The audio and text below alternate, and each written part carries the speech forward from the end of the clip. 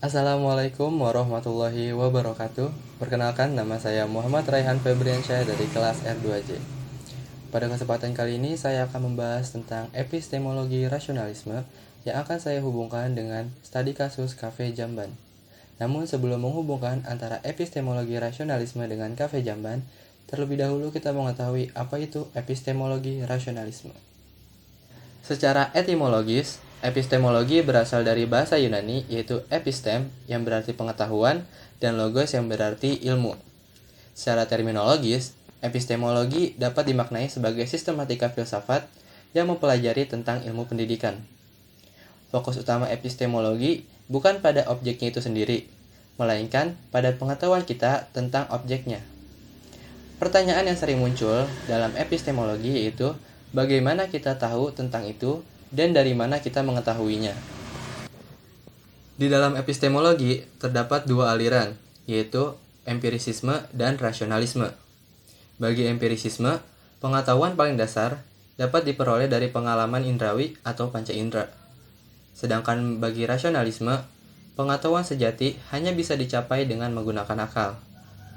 Nah, yang akan kita bahas pada kali ini yaitu rasionalisme. Sumber pengetahuan menurut rasionalisme adalah akal.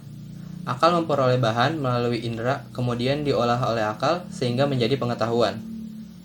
Rasionalisme mendasarkan pada metode deduksi, yaitu cara memperoleh kepastian melalui langkah-langkah metodis yang bertitik tolak dari hal-hal yang bersifat umum untuk mendapatkan kesimpulan yang bersifat khusus.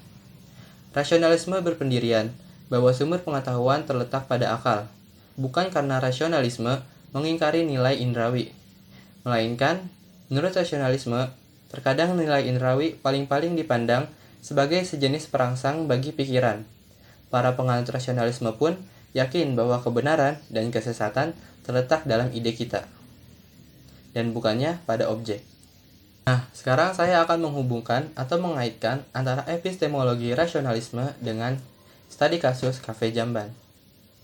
Dapat dilihat dari cuplikan video tersebut bahwa Cafe Jamban tersebut didirikan dengan maksud memberikan pengetahuan kepada masyarakat agar tidak membuang air besar atau air kecil sembarangan, sekaligus meningkatkan sanitasi di Indonesia.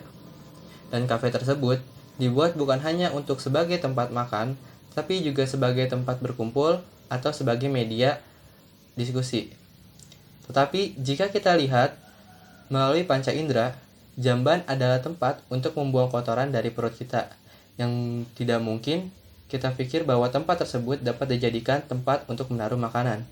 Namun jika kita menggunakan akal pikiran kita dan kita memakai ilmu rasionalisme, bisa saja tempat tersebut atau jamban tersebut dijadikan sebagai tempat makan, karena ada tujuannya, yaitu untuk memberikan edukasi kepada masyarakat luas tentang bagaimana menjaga kebersihan dan sanitasi. Mungkin itu saja penjelasan tentang epistemologi rasionalisme yang saya hubungkan dengan Cafe Jamban. Mohon maaf jika dalam presentasi saya kali ini masih banyak ketidakjelasan dan kurang pahamannya tentang materi tersebut karena saya pun di sini masih belajar. Dan semoga teman-teman yang melihat video ini dapat mengetahui lebih banyak lagi tentang epistemologi rasionalisme. Dan saya sebagai presenter bisa mendapat lebih banyak lagi ilmu dan pembelajaran tentang epistemologi rasionalisme. Mungkin itu saja, sekian dari saya. Wabillahi taufiq wal hidayah. Wassalamualaikum warahmatullahi wabarakatuh.